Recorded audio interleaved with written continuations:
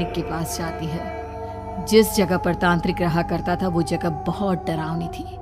चारों तरफ कंकाल और खूब भूतियां नजर आ रही थी।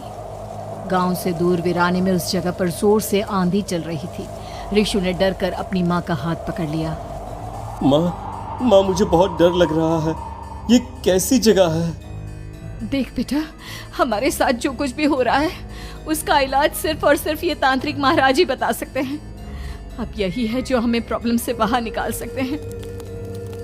जैसे ही सविता और ऋषु तांत्रिक की झोपड़ी के अंदर पहुंचे, वहां का नजारा देखकर उनकी आंखें फटी की फटी रह गई। तांत्रिक की झोपड़ी के अंदर कई सारे लोग अपनी गर्दन घुमा घुमा कर जोर जोर से चीख रहे थे।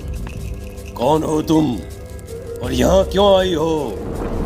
महाराज, मेरे बेटे को कुछ दिनों से एक डरावनी काली परछाई नजर आती है और कल रात उसने मेरे बेटे पर हमला भी कर दिया।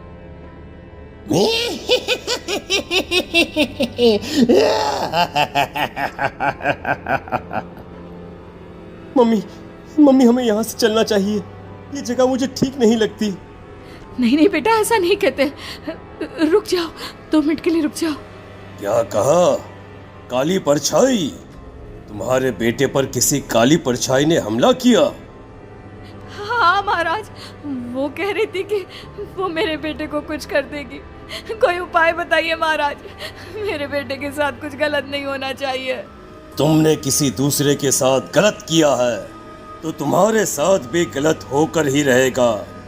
तुमने किसी की जान ली है, किसी को मार डाला है तुमने। नहीं महाराज, मैंने ऐसा कुछ नहीं किया। मैंने किसी की जान नहीं ली। मुझे कोई उपाय बताइए। लगता है तुम इतनी आसानी से नहीं मानोगी। मैं तुम्हें अभी उस काली परछाई से मिलवा देता हूँ और वही सारा सच तुम्हारे सामने लेकर आएगा। सविता और ऋषु ने डर के मारे अपनी आंखें बंद कर ली। तभी अचानक तांत्रिक की झोपड़ी में अजीबोगरीब आवाजें गूंजने लगी। सविता और ऋषु बुरी तरह से कांप रहे थे। आंखें खोलो और अपने सामने देखो। क्या यही है वो जिससे तुम कल रात को मिली थी? बताओ मुझे। हाँ, इसने कल रात मेरे बेटे के ऊपर हमला किया था। ये उसी लड़के की भटकती हुई आत्मा है जिसे कुछ दिन पहले तुमने मार डाला था। मम्मी ये महाराज क्या कह रहे हैं? क्या सच में आपने किसी की जान ली है, किसी को मार डाला है? अगर हाँ तो बताइए ना मम्मी, किसको मारा है आपने? किसको? तुम्हारी माँ इतनी आसानी से सच नहीं बताएगी बेटा। इसने एक बच्चे की जान ली है। कहीं उसका नाम प्रशांत तो नहीं महाराज? वो मेरा दोस्त है, मेरा मतलब मेरा पड़ोसी है।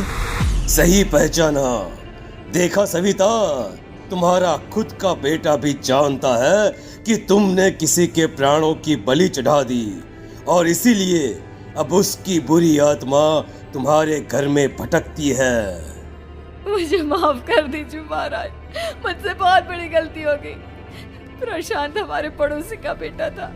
हर बार उसके नंबर मेरे बेटे से ज्यादा आते थे और इसलिए मैंने उसके कमरे के बाहर काला जादू किया था, पर मुझे नहीं पता था कि वो मर जाएगा। तुम्हारे उसी काले जादू वाली गुड़िया के अंदर एक बुरी आत्मा थी जिसने उस बच्चे के दिमाग पर बुरा असर कर दिया और उसी की वजह से उस लड़के ने अपनी बालकनी से कूदकर आत्महत्या कर ली।